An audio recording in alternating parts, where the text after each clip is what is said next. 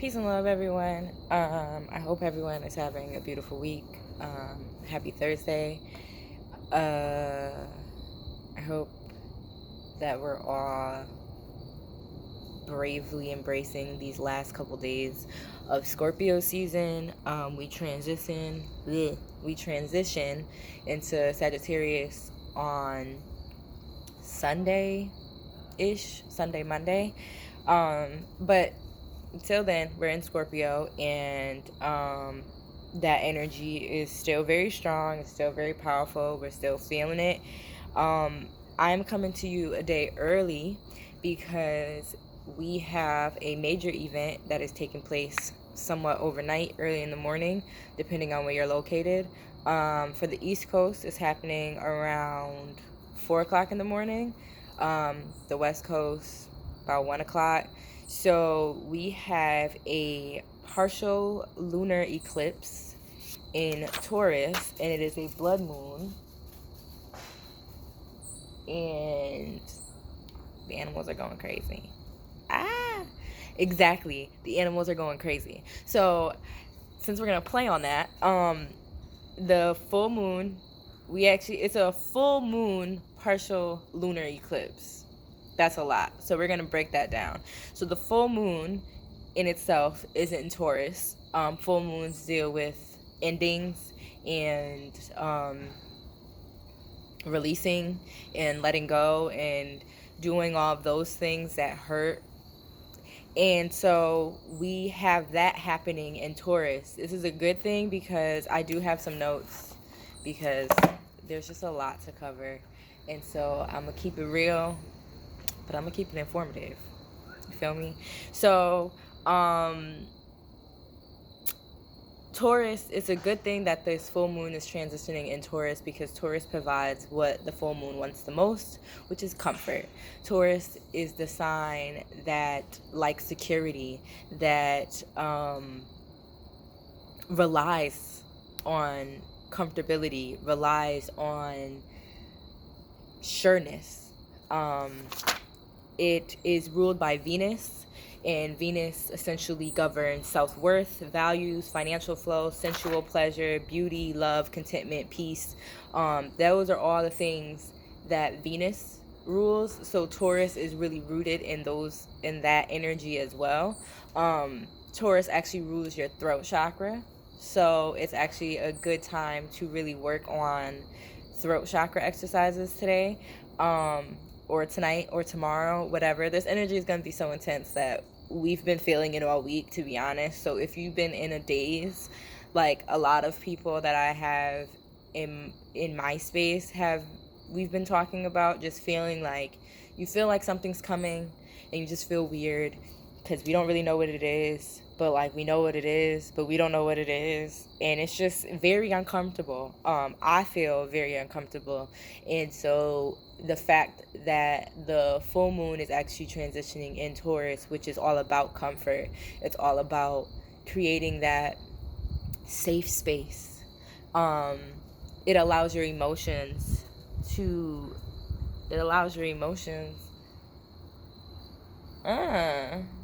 Okay. I don't know what this is, but okay. Had a little visitor. So it allows your emotions to feel very grounded. It's like, yo, the universe be playing. The universe be like, oh, bitch, you think you got it. I'm gonna fuck you up. So, yeah. Well, back to what I was saying. So, and excuse the noise, they're doing like yard work, but I'm really trying to just do this outside and catch the sunlight because once the sun goes, it's over. So yeah, so I was talking about animals, which an animal just came around here. It really looked like a baby, like a really, really, really tiny ass bird, but also like a butterfly, but also like a bug. I don't really know. But it fluttered around here and then it went away. But I was talking about animals on the sense of Taurus is ruled by like cattle, bull, So, and then our sun is in Scorpio. Our sun and our moon are actually in direct opposite of each other. They're in opposition. So during this transit, it's the need for security and the desire for more. So we're playing with the balance. Our postal workers like to speed through the block, but we're playing with the balance of like, oh, let me stay here because it's safe and it's secure and I'm not risking anything. Where Scorpio is like, let's risk it all. Like, let's just do it. Let's go into the dark. Let's see what happens. So we're playing with that, and it's going to be very stubborn energy because they're both fixed signs. So my fixed signs, my fellow fixed signers, so Aquarius, Leo, we are joined with this intensity with Taurus and Scorpio, and we feel it even more. And if that's your sun sign, you're definitely feeling it more, but also like you just may have that placement somewhere in your birth chart, and you'll be seeing that play out within those areas and aspects of your life. So back to the animal aspect of this whole thing. Cattle rules like is what represents Taurus. So we have the bull, and they like to graze, or cattle just in general like to graze slowly. They like to collect and sustain their food in their stomachs, in their 5 stomachs, because they want to be able to make sure that they can eat. That like, okay, even if something happens, like, I'm good. You know what I'm saying? That's Taurus. They're always preparing for what may be able to take them out. And Scorpions, they actually wait for their food. So they don't go get their food. They wait for their food to come to them. And they are actually, I read that they're capable of slowing down their metabolic rate so that it'll allow them to eat one insect and they'll be like good for a year. So like if necessary, like if scorpions are in the desert, so like if they don't see nothing out here lurking around, like they got to be able to survive. So their lifespan is about 6 years, and they could last a year. Or they I read like for 6 years they'll have like 24 meals. Like, because they're like, well, I'm gonna survive, like I'm gonna make it work, I'm gonna do what I gotta do, whatever. But the overall premise for the both of them is consuming and consummation, and it's a sacred pleasure, and they deem it worth waiting for. They feel like it's worth preserving and waiting for it, you know. And so Patience is a major player as we enter this full moon, this eclipse, our sun being in Scorpio, our moon being in Taurus. Patience, it is what is going to be our saving grace. But they're both fixed. Like I said, they're both fixed signs, very stubborn. So it's like, I know I don't got no pants on. My neighbors be like, this is just a mess. Like, y'all really seeing the real me. I don't got no fucking pants on. I just got on a hoodie. I honestly, real shit, I haven't left my house in 3 days, maybe 4. Last time I walked out the crib, it was Monday. Yeah, I've just been, patience, honoring the flow. Honoring the flow. I don't even know where the fuck to go from here, to be honest. And that's not even just speaking in relation to the video. I don't even know where the fuck to go. I wrote down, it's like you're on edge, as if you sense something is going to happen. But then I also wrote down somewhere that life is cyclical. So things must end. And when you have endings, it's because you're on the edge of a beginning.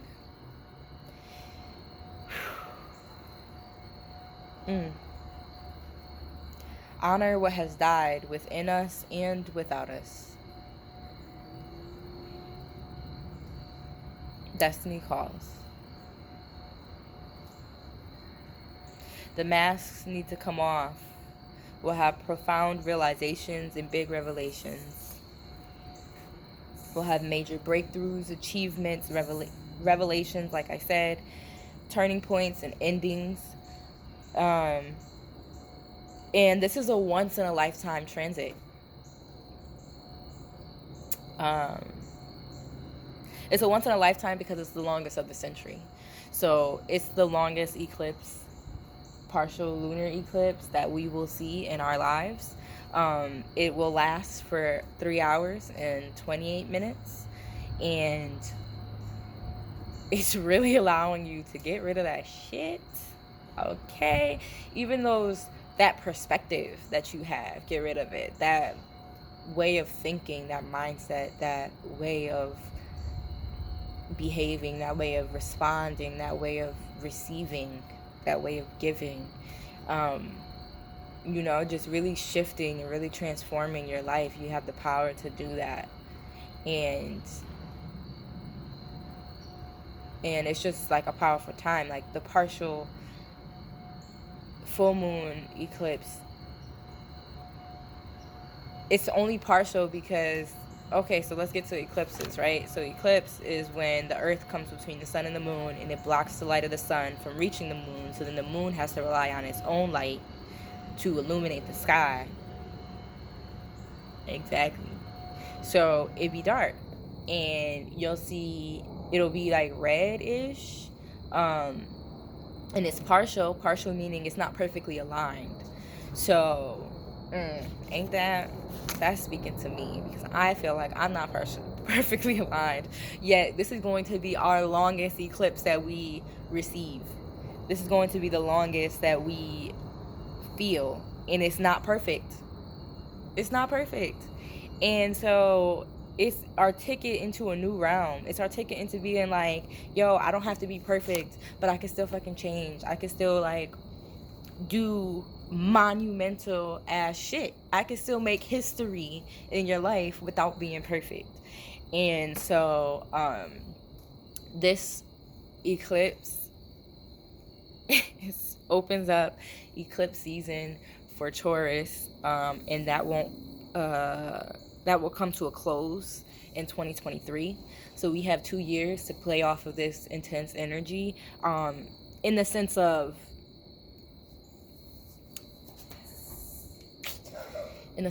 like what we're choosing to like, because sometimes we be feeling like, oh, well, we have a full moon or a new moon, and so like what I set my intentions for are just gonna happen overnight. And it's like, yeah, but it's like things still take some time, you know what I'm saying? So like you're going to make these changes, and then you're going to see them progressively stick in the next 2 years, I would say. Eclipses speed up time. So it's quote unquote, they speed up time. So like they open new doors by slamming other ones shut. So it's like they're abrupt and sudden shifts that speed up the inevitable. And it's a culmination. It just allows us to see people under a different light. Like literally, like the moon is going to be under a different light. So eclipses transform how we even view the moon and the sun. So we have a solar eclipse that's coming up in December. That's going to be intense as well, but it's not December, it's November. So we're working with this lunar eclipse right now, one step at a time. And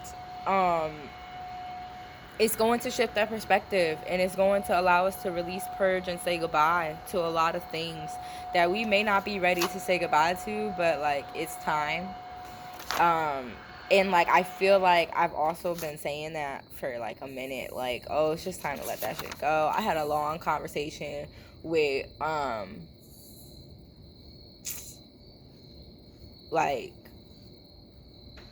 with a fellow wisdom seeker, and we talked yesterday about a whole bunch of like releasing, and like also like we dove into conversations about like sensual pleasure.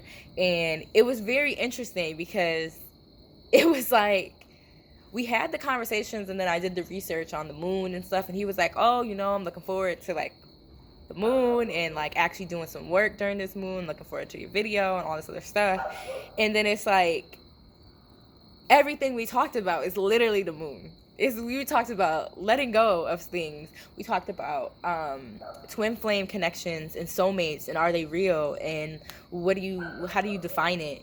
And then we talked about, we rank our topics, then we went to like tantra and like sexual experiences and opening up that box of like reaching pinnacle heights of orgasm. And if you know me, I love to talk about sex. If you didn't know, welcome. I love to talk about sex. I feel like that is the greatest pleasure on the planet. Like having an orgasm. Like, what is better than having an orgasm? I'm just waiting for you to like think of something that's better than having an orgasm. And if you never experienced an orgasm, give yourself an orgasm. Like, honestly, that's one of my recommendations to do under this full moon, under this eclipse season, because it's ruled by Venus. And Venus is all about sensual pleasure. Like, Venus is all for it. And like, I think we always tie Venus to like relationships, but like, what about our personal relationships? Like, what about our sensual and sexual relationship with ourselves, right? Like, I talked to one of my homegirls, like one of my very close like friends, and we were talking about like masturbating in the mirror. And I was like, yo, you don't masturbate in the mirror? Like, you don't watch yourself masturbate? And she was like, no, I never done it. I said, girl, you like who is gonna turn you on if you can't turn you on? Like, turn yourself on, dog. But like, I am a firm believer in that. Like, yes, I feel like everybody should masturbate in the mirror. So if you haven't, I suggest trying that. And if that's too much, you know, I guess, maybe even like record yourself, and then you don't have to watch it right away, but maybe watch it later.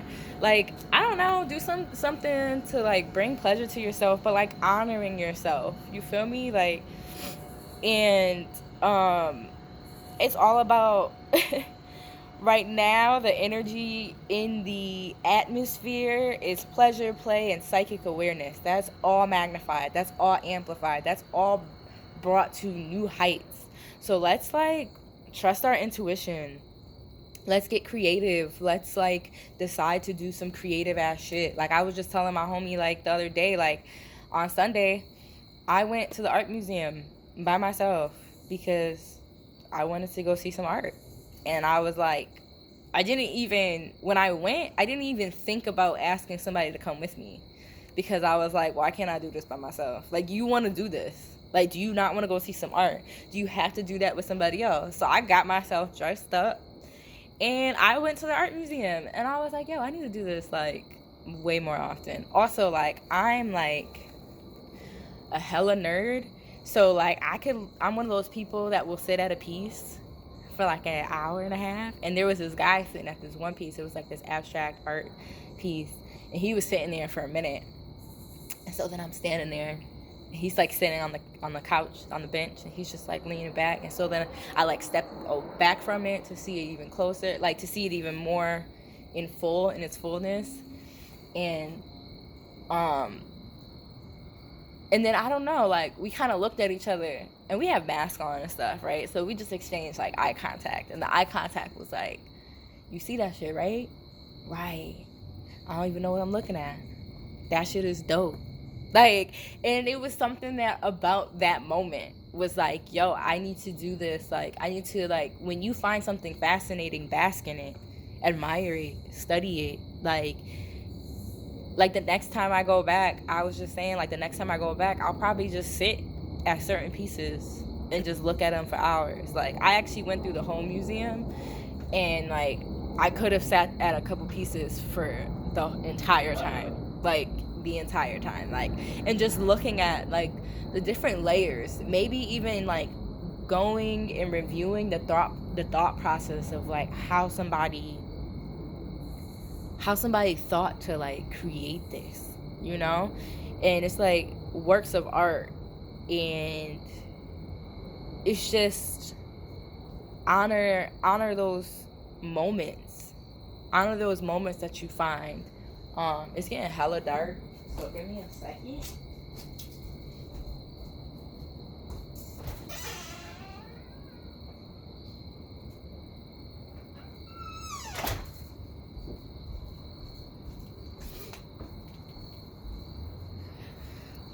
I don't even think that made it any better, but like you just gotta honor those moments that bring you pleasure, that introduce pleasure to you, that introduces play and creativity to you, even like psychic awareness in that sense, because I felt like I was more heightened to be able to know and to view somebody else's way of thinking. I was able to then understand somebody else's perspective on like how to approach an art piece, and like art museums in themselves are art. You know what I'm saying? Like, to curate a museum, I'm gonna wrap this up because I realize I'm getting real deep, but like, to curate a museum, to place certain pieces next to each other, to align those colors, to align these.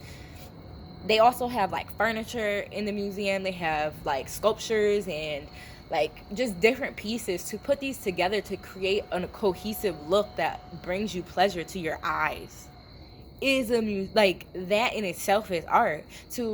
We're gonna put this light fixture here, and we're gonna put this blank wall over here, and then we're going to fill this wall with massive amounts of pieces, and then we're gonna leave only one piece on this wall. Like, all of that thinking is art. And so when you start looking at life as art, you allow your inner child to like fuel itself. I was also at the Springs the other day, and I ran into some kids, and they were like picking up these big giant leaves, and I was like, we're walking down, and we started talking, and they were like, oh, we're collecting these leaves, and they was like, we just think they're really cool. And I was like, what are you gonna do with them? It's like this young brother and sister, and the sister was like, fly, we're gonna fly. And I was like, oh, okay, you're gonna fly. And then the brother clarified and was like, yeah, we're probably gonna put them together and make some wings, you know what I'm saying, and pretend we could fly. And then he was like, or, you know, maybe start a fire, or like maybe make a flower, because it looked, the way he was holding them looked like a flower. So he decided to, once he said flower, he smelled them and was like, yeah, we're not sure yet. And I was just like, well, y'all have some great ideas, and I feel like y'all should do them all. And he was like, the dad was like, it's still up for debate if we're even gonna take them home. But I was like, I mean, my bad. But you know, let their creativity flow. And it was just amazing to me that she was determined. She was like, I'm flying. Like, I don't know about you, but like, you could do what you want to do with these things. I'm flying. And I feel like that in itself, so bright. That in itself is just like, it sparked me to then pick up some fucking leaves. Did I do anything with them? No, they're still sitting in the corner of the crib. But like, it was like, why am I not thinking of crazy shit to do with these leaves? Like, why am I not looking at things and seeing more behind them, seeing the deeper meaning behind it, right? So in Scorpio, tying it back in, Scorpio is all about uncovering the unseen. So it gets straight to the point, but it's also about just exploring those other sides, those shadow sides, those other perspectives, those other ideas, those areas that we dare not enter into, right? And tap into those spaces of our lives, of our hearts, and like dig deep into them. And I genuinely just feel like this is just gonna be a beautiful fucking time. Like, it's time to get out of our minds and into our hearts. And when you get into your heart, you allow your mind to expand. It allows your mind to not constrict so much of your thoughts to your normal way of thinking, to your normal way of interpreting, to your normal way of like responding. We also have a couple other things in play. So we have Mars, which is opposite Uranus, that is going to symbolize liberation and breaking from restriction. So this is assisting us in this time. We also have Jupiter playing a major role because Jupiter is creating a T-square. Squares create tension. So squares force you to like do almost like what opposite of what you really want to do. And it's creating a T-square with the sun and the moon. So Jupiter is really essentially pushing both sides to the extreme. So it's pushing like that need for security, but also pushing you to go after that desire for more, and like really discover and figure out how we can mesh both. Really figure out how can we mend the two. How can we mend having security by still going after our crazy ass wild dreams. And I feel like this crazy ass time of this long eclipse happening overnight, happening in the transformative sun sign of Scorpio, happening with grounding emotional energy as our moon is in Taurus, is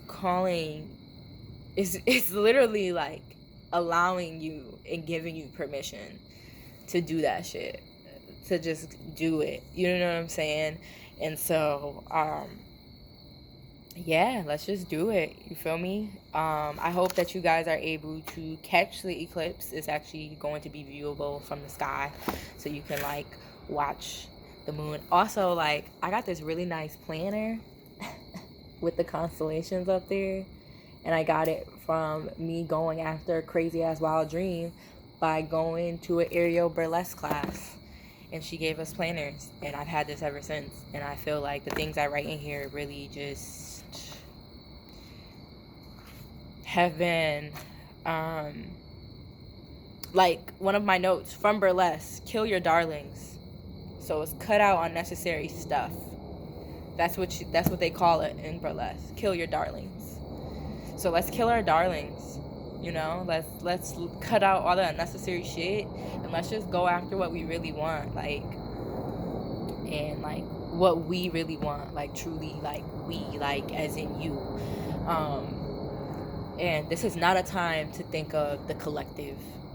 Like, you know, I'm all for like coming together as a collective, coming together as a group, but like fuck that. Like, do what you want to do because you want to do it. And I'm just gonna, you know, transition because it's really fucking dark. Like, that's crazy. I told you, once the light goes, it goes. But yeah, it's just all about killing those things that just aren't serving us, and they're just unnecessarily taking up space in our lives. And that could be people, that could be places, that could be things, that could be material things, that could be physical things, that could be mental things, that could be spiritual things. And the universe is literally just granting us permission. It's like, yo, whatever you want, I got you. Just do it. I promise you, you're gonna be straight. Just do it. Just do it. Just do it. It's like I'm talking to myself. But it's time. It's time. Like, I feel like I've cried enough. I've cried enough for 2021. I've actually cried a lot in 2021. And so I feel like I cried enough. And yeah, some things to do tonight. Well, even like tonight and tomorrow. So the eclipse happens, it occurs tonight. We're still gonna have the full moon tomorrow. The peak, like I said, is in the middle of the night. It really happens at 3:27 a.m. Eastern Standard Time. So that is 12. Is it 57? I think it's 57. I wrote it down. Let me get you the exact time. That's where you can catch the eclipse in the sky. See, the thing is, I don't write in order. So my pages just be like, I got October 18th over here.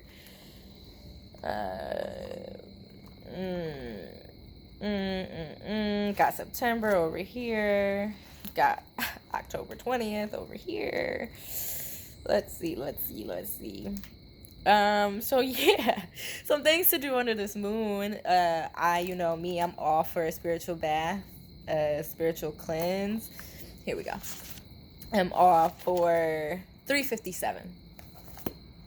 So 12:57 on the West Coast.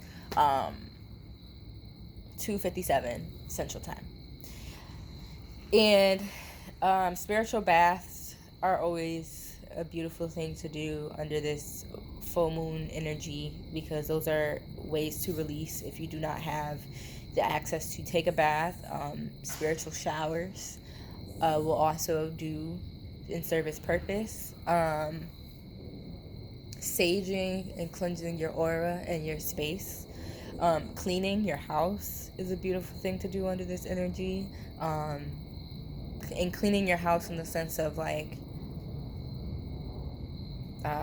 wipe down your walls, mop your floors, sweep and mop your floors, vacuum your carpet if you got it, vacuum your rugs, like the things that, like cleaning off the things that things stick to, right? Like dust comes in your house and it stays on your floor, or it also stays on your walls, it stays on your baseboards. Cleaning baseboards, clearing out cobwebs, to be honest. I've been doing that. So just the little things. We're starting over, so maybe like replant your plants. I have a couple plants that I actually need to repot, and this is probably a great time to do it because we're starting over. We're getting rid of oldness. We're getting rid of things that no longer serve us, right? So like we should honor that in the same sense of things that are living in our spaces, and get rid of those things as well. So cleansing your aura, cleansing your cars, cleansing the spaces that you dwell in, and just finding it's like, I don't even know how to phrase this, but it's like finding the way to merge your alignment within so that you may balance your energy to what is around you. And that is how we truly just coast and survive and make it and thrive and all those good things. So I don't really have much else to say. I don't. Also, crystal work. I don't know exactly. This is something you're going to have to look up, but I feel that it'll be beneficial if we worked with crystals that resonates with Taurus energy. Grounding stones are very nice. I'm not really up on my crystal game to be able to be like, work with this and work with that. I know I should do better. It is what it is. I feel like, what is it, garnet? Is that what it's called? Garnet is Taurus's. This maize stone, which is Taurus season. So I don't know, some grounding stones, because Taurus is the earth sign, and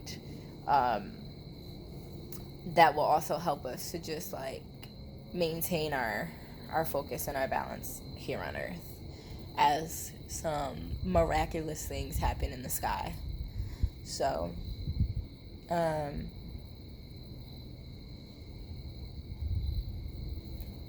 that's all I got.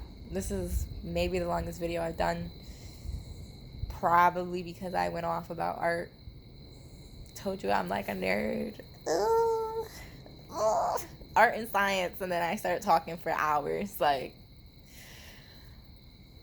But yeah, so I, you know, I pray peace. I pray beautiful transitions over your lives, over your beings, over your spaces. Um, I pray happiness. I pray happiness. I pray that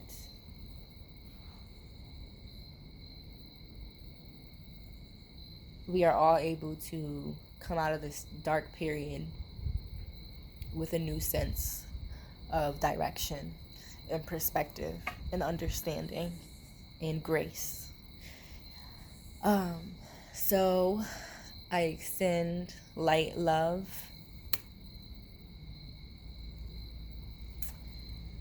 Like, what do we need? What do we need? What do we need? Light, love, and patience. Light, love, and patience as we transition under this powerful and magnificent time that is going to magnify and amplify our lives for years to come. And I am grateful and honored to be a vessel to deliver these words, to deliver this message, to deliver the understanding. And until next time, peace.